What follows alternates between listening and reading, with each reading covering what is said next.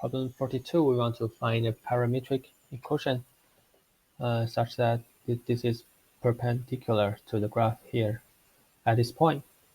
Right, so just we want to find the gradient of f is equals to the first term, just divided by x, 2x plus y, right?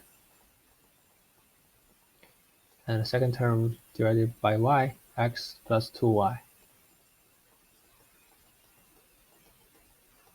Here's the gradient of f, and at 2 minus 1, so that's 4 minus 1, that's a 3. And 2 minus 1, 2 minus 2, that's a 0. So we have a vector here, 3, 0.